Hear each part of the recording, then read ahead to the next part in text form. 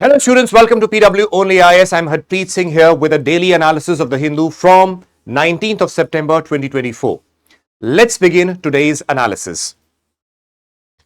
The news that I've taken for today's analysis are Indus Water Treaty, PM-Janjati Unnat Abhiyan, Finance Commission, PM-AASHA, and from the editorial I've taken, the relevance of the English language. Let's begin with today's analysis. The first and a very important topic is with respect to the Indus Water Treaty. Now, what has come in the newspaper is that Indus Water, India to freeze talks with Pakistan. Why has this situation arisen? See, what the article basically says is that India had written to Pakistan that there is a need for revision of the Indus Water Treaty that was signed in 1960. Now, India had repeatedly written to Pakistan to let's renegotiate and come to the table and discuss about revising the treaty, but no satisfactory response was received from the side of Pakistan. So, India finally decided then we are not going to talk further on this particular topic, and freeze of talks would the ultimate result be. When we are talking about this topic, you realize that India says that we need to revise the treaty. That means there must be some loopholes, some problems that India perceives that are not in the interest of India, not against the strategic interest of India. So let us first understand what is Indus Water Treaty. Let's begin. See, when I talk about Indus Water Treaty, then it is also important to understand it from a geographical aspect also. So this is a hand-drawn map that I have made for you. This shows the Indus drainage system. Now, see, when I'm talking about Indus drainage system, you will be realizing this, that over here, this is the map representing Indian portion. This is the Chinese part and this is the Pakistan side. Over here, the Indus River originating from the Bhokurchu Glacier near the northern slope of Mount Kailash and entering India, then going to the northern side and then entering Pakistan and hence and forth, moving ahead.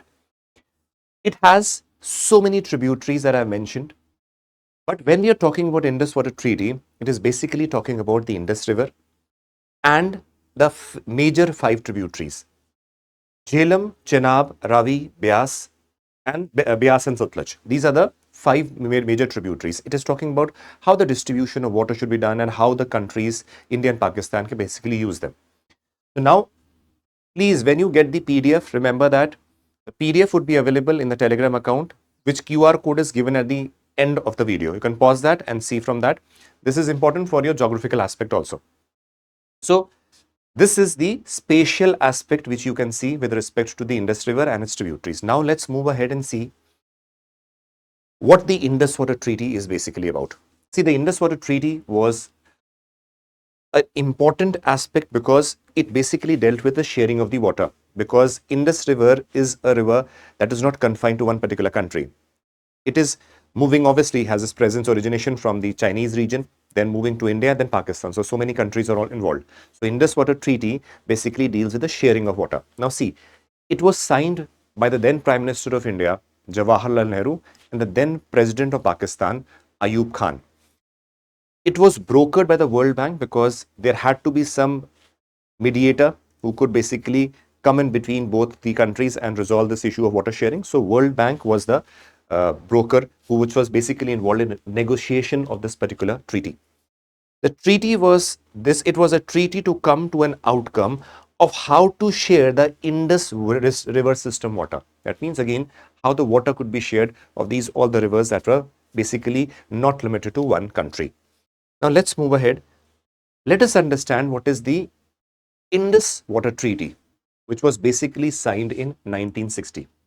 Now see, what do we aim at when we are talking about Indus Water Treaty? It spells out the conditions for water sharing of the river Indus and its 5 tributaries that I had mentioned over here. The 5 tributaries. We'll come here again. India got control of the 3 eastern rivers. The 3 eastern rivers are Beas, Ravi and Sutlej. Now, India could use all the water of the eastern rivers and shall be available for unrestricted use to India unless and until emergency situation arises, under normal circumstances, India could completely use the water of these three rivers. Now, where are these rivers? Just have a look. We are talking about Beas. See, Beas river is here. You're talking about Satluj. See, the Satluj river is here, originating in the region of China, and then moving ahead, it is an antecedent river.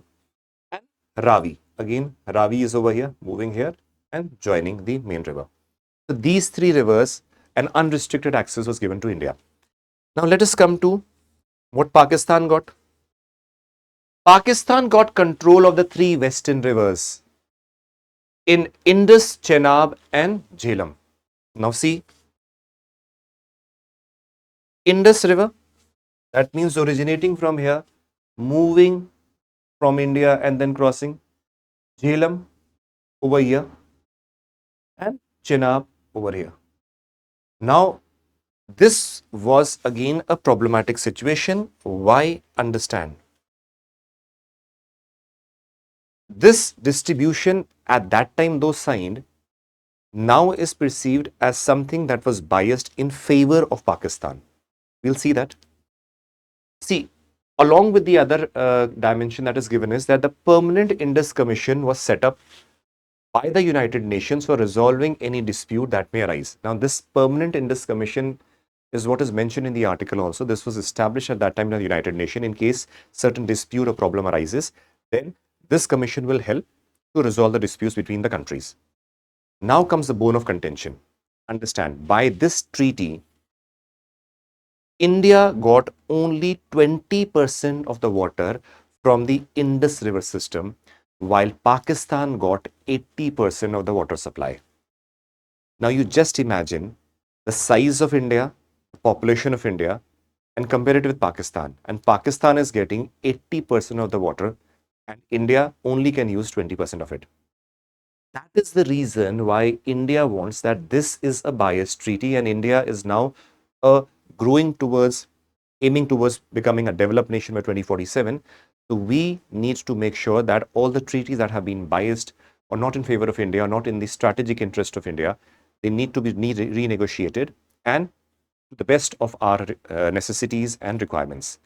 That is why India told Pakistan that you need to come to the table, discuss so that renegotiation can take place. But Pakistan perceives it that if the renegotiation begins, it will harm their interest. That is why the best means that the thought is not to talk.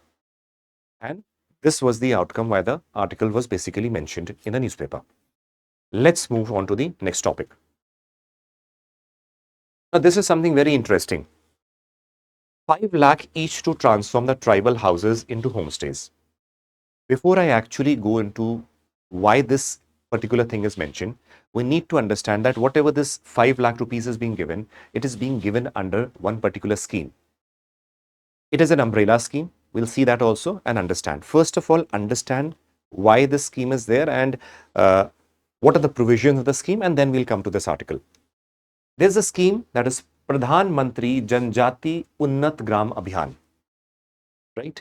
But this is a very major scheme which has got the approval from the cabinet. Now, what is PM-JUGA, the short form of the scheme?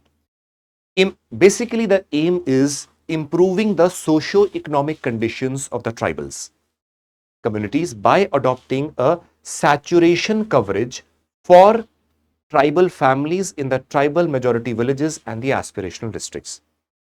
Now, you would be realizing that in simple words, it is aiming at the socio-economic development of the tribals in the places where tribals are dominant, or the where tribals are, let us say, in large number. So that means overall socio-economic development of the tribals. It's fine. Now, within the aim also, there is a word known as saturation coverage.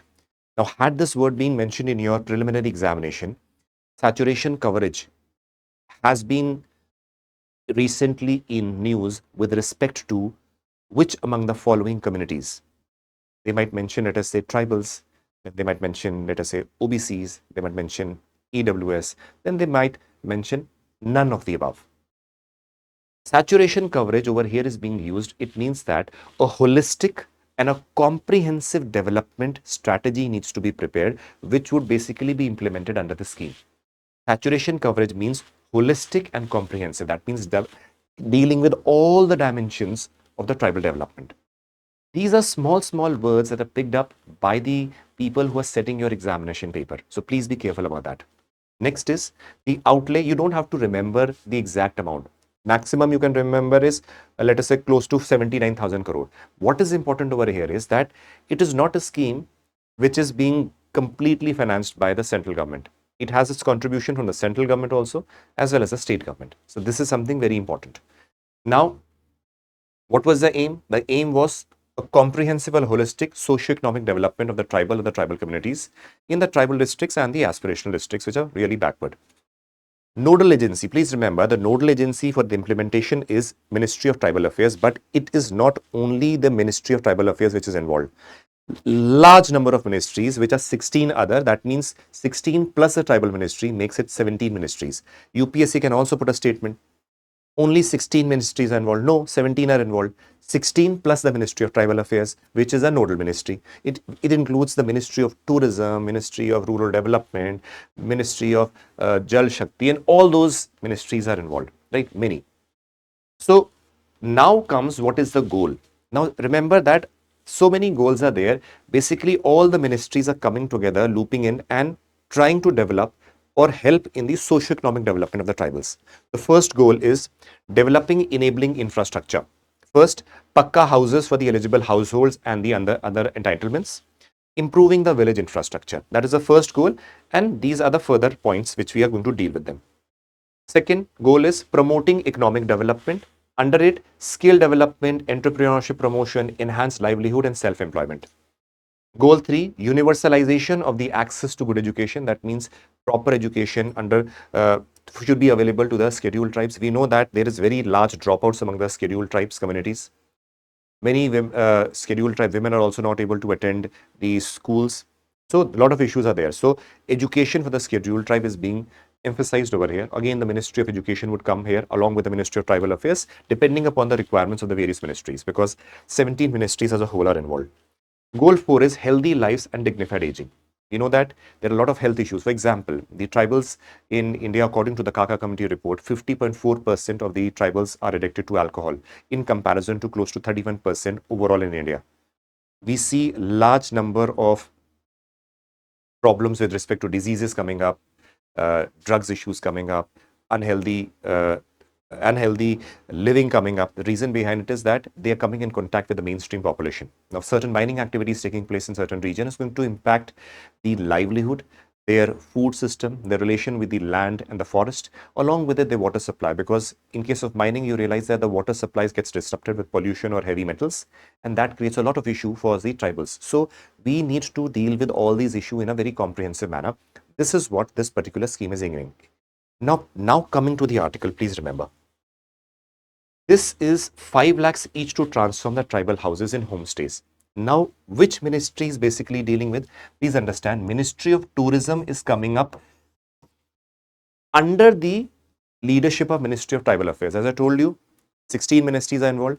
What are they aiming at? See, this is a way of promoting rural and tribal tourism.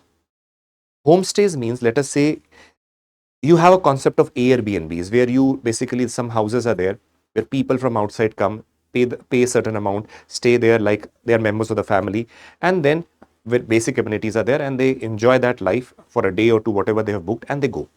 So people want to enjoy the rural tourism and that tribal way of life also. So what they're doing is 5 lakhs would be given to each household so they could basically improve the infrastructure of the places where the tribals are living.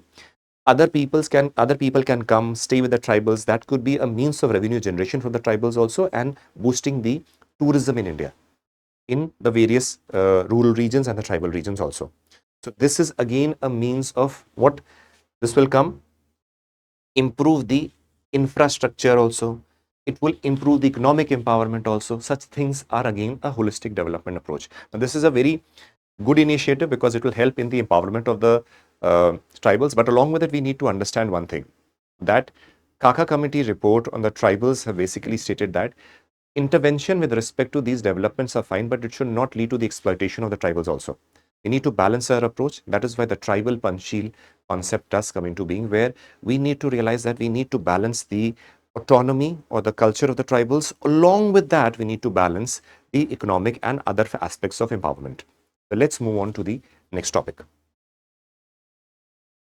Okay, there is a finance commission must address the concerns. Please remember, this topic will come because the finance commission, that was 16th finance commission, uh, was formed some time back. So we need to have a little bit idea about the finance commission and what are the terms of reference of the 16th finance commission. Now, what is finance commission? We'll do it in brief. It is a constitutional body. It is not a permanent body because it is appointed by the president every 5th year or even before that as the president deems fit. Now, what is the function of this particular constitutional body? Finance Commission revolves around making recommendations on the distribution of the financial resources between the union and the state. Or how the distribution of taxes, or what should be the mechanism that should be basically adopted in order to distribute the taxes between the centers and the state. What other recommendations with respect to improving the finances can be there. So all these things basically are recommended by the Finance Commission. Now, when we move ahead, we need to understand there are two major articles that should be kept in mind. First is Article 280, which basically tells us what is a finance commission and a little bit about the structure of the finance commission. And second article you need to know is 281, which basically talks about the recommendations of the finance commission, right? So when we are moving ahead, please understand, if we talk about a little bit about further details, we'll be seeing it has a chairman of the chairman of a finance commission is there. Then there are 4 other members. These are appointed by the President of India. Now, the chairman and the members hold office for such a period as specified by the president. They are eligible for reappointment. Now, this is certain detail that you should know. Now comes the important thing is that because the 16th Finance Commission was formed or constituted, so there is a concept of terms of reference. Terms of reference means that what the central government has basically given as a reference that the Finance Commission, the newly formed Finance Commission, should keep in mind while making certain recommendations which would be submitted again to the president. So what happens over here is, what are the terms of reference for the Finance Commission? First is division of the direct tax proceeds to recommend the distribution of taxes between the union and the states under Chapter 1, Part 12 of the Constitution. This is one part.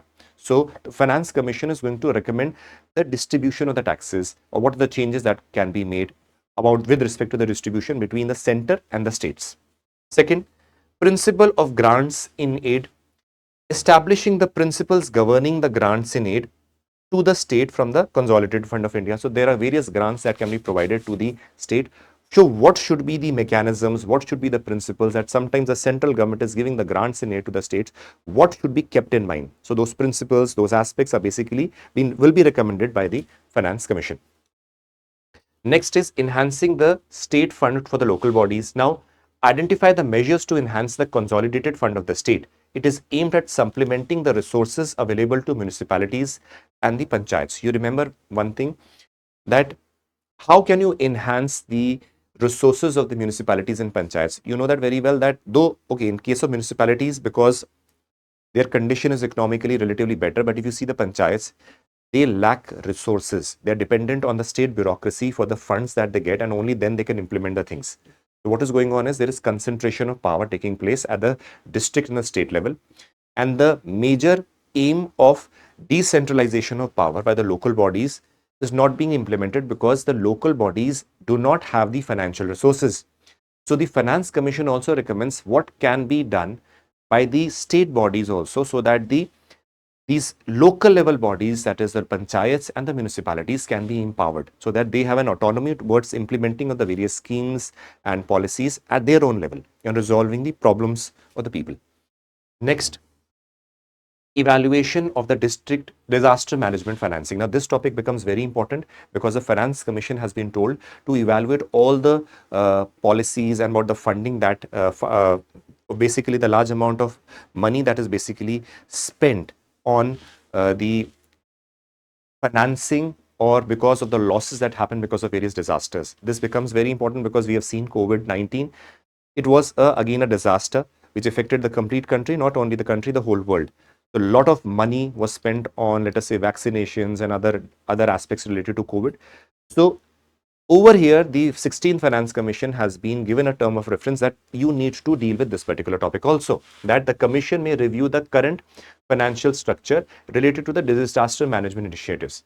And along with it, review the Disaster Management Act, what can be done, how can we be well prepared for any future disaster that takes place, and obviously the financial angle related to that. Now, these are certain things that you should know because these can be asked. They can ask you, let us say in prelims, what is the Finance Commission, articles related to that, what are the terms of reference for the 16th Finance Commission. So this is something was relevant when you're reading this particular article. Let's move ahead.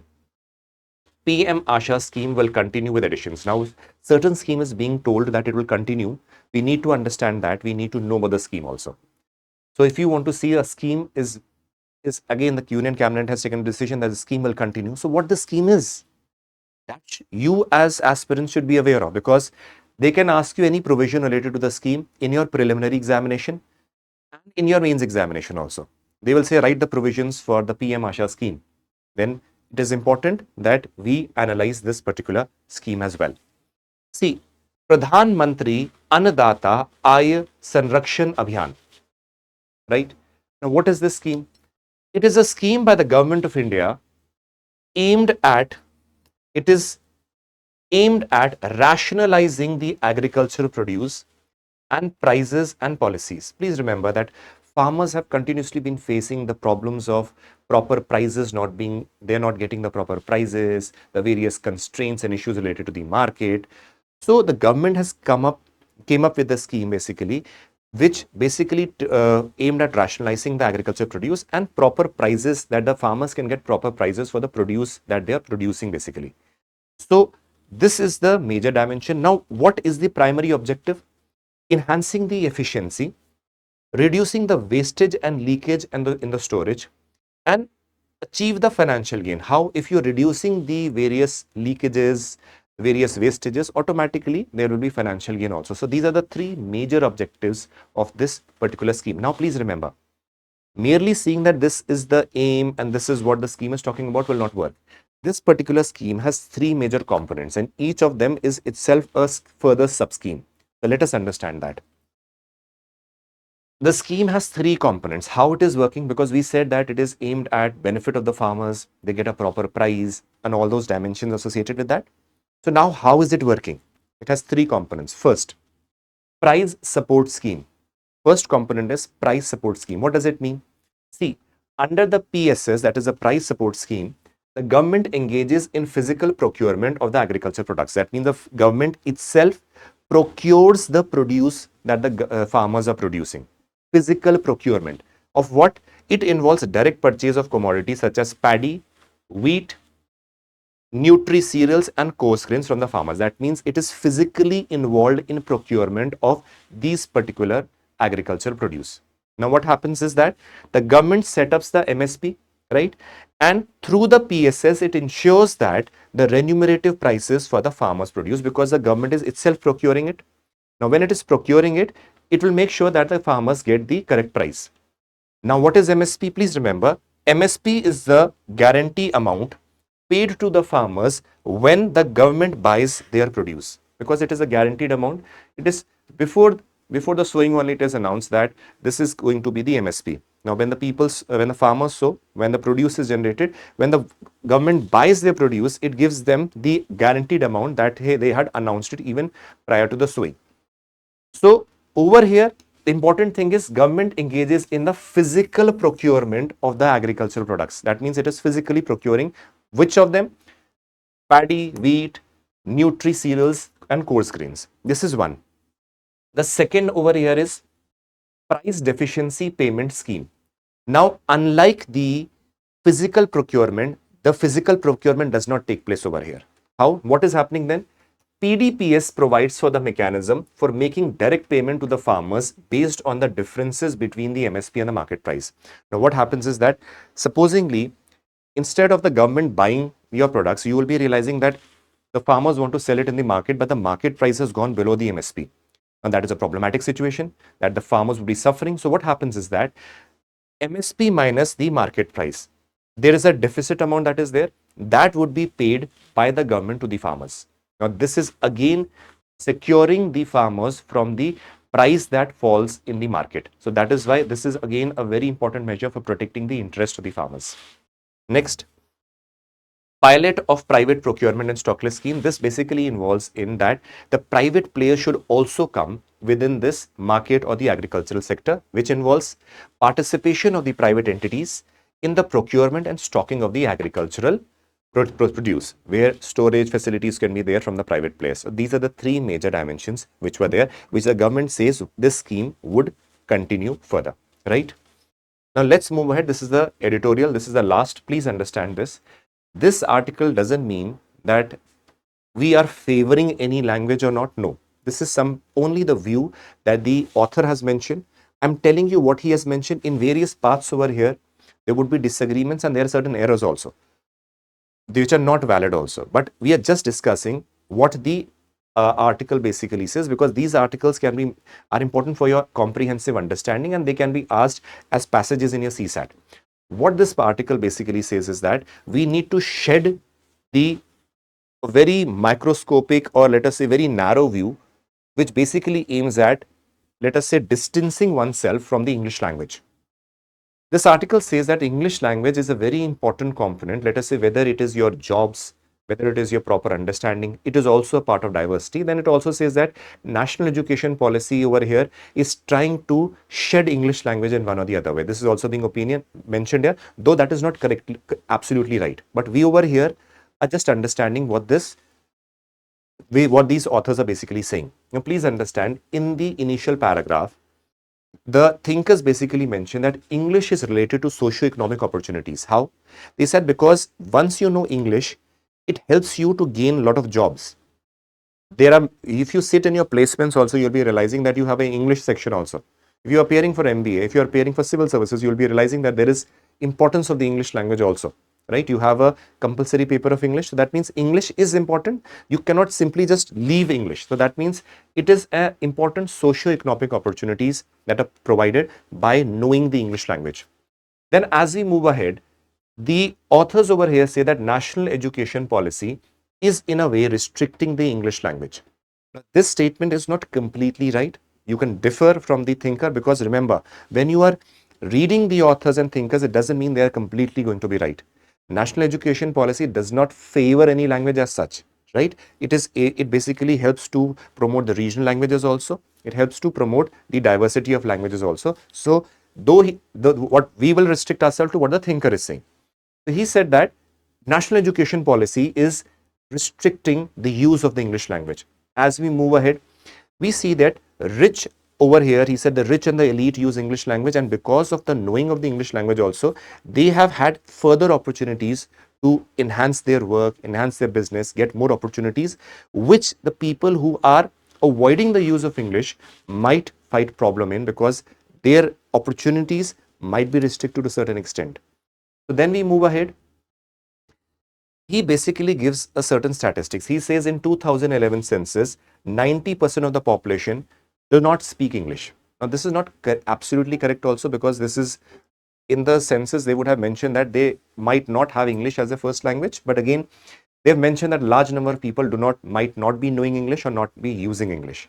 So as we move ahead, we realize that again, it is mentioned that there have been repetitive attempts from the administrative side and even national education policy, which tries to depict English as a foreign language and something that is not Indian. Okay, we agree that it is not an Indian language, but again, it is of usefulness because it aims at, let us say, the socio-economic development. It creates opportunities, let us say the private sector.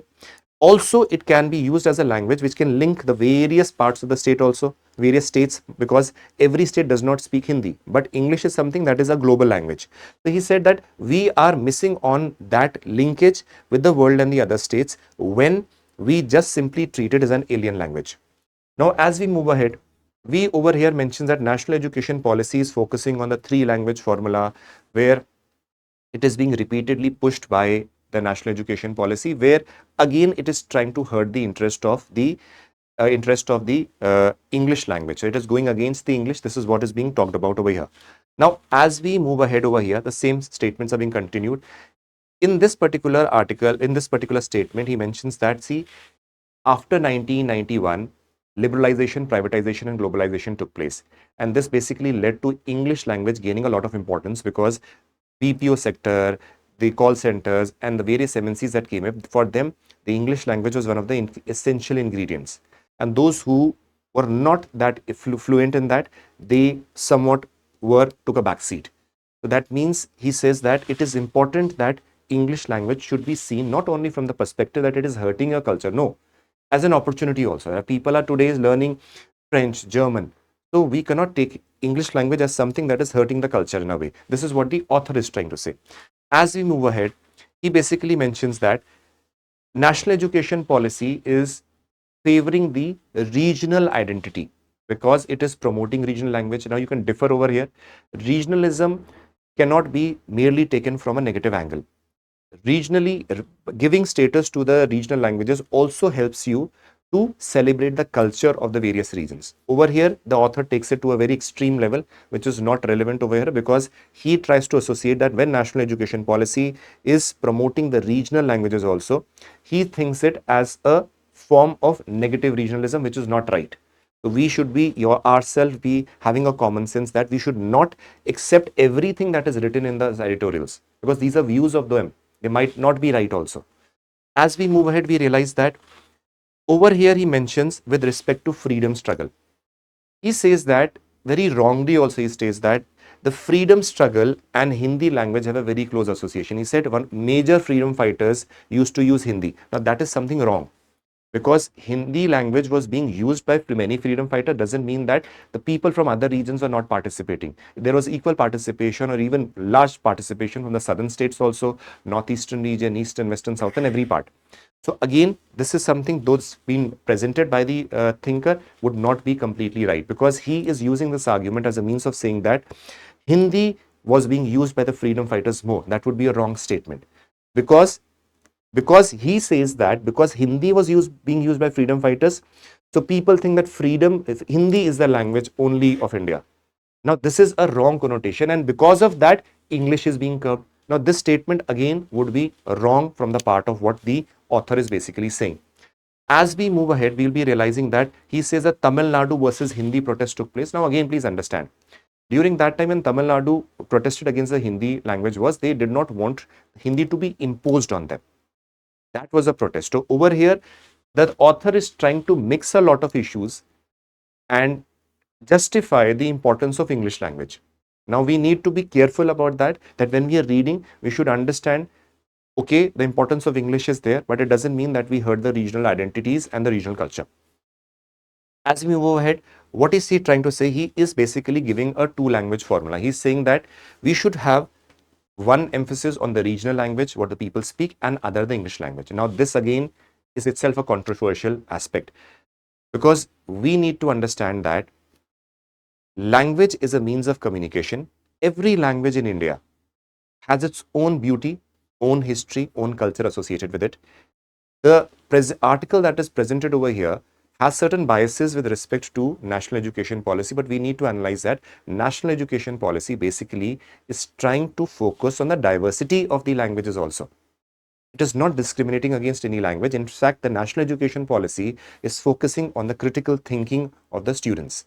So when you are reading this particular article, why I took this article is we need to understand, yes, English language is important because it is a means of communication. Many people might not know Hindi, you might not know their regional languages.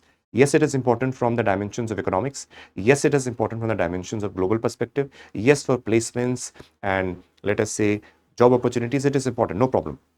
But along with it, we need to analyze that we cannot forget or leave our regional languages, Hindi language or other regional languages. Those are also part of our culture.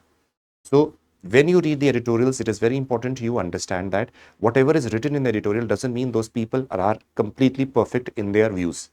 You need to have this is the ability that you need to have when you are listening to something or reading something. There might be certain differences of the opinion. That is why I took this particular article today, because this in certain ways, yes, tells us the importance of English, but along with it, it also overemphasizes on the aspect of English and criticizes the national education policy, which is factually and technically wrong. So this was the analysis. The PDF would be available in this particular Telegram account of mine. Let's come to the first page. I hope you enjoyed today's analysis of the Hindu from the 19th of September 2024. We'll meet again tomorrow, continue with the analysis. I hope you liked, and hopefully you liked the drawings also that was made on the map. Take care and Jai Hind.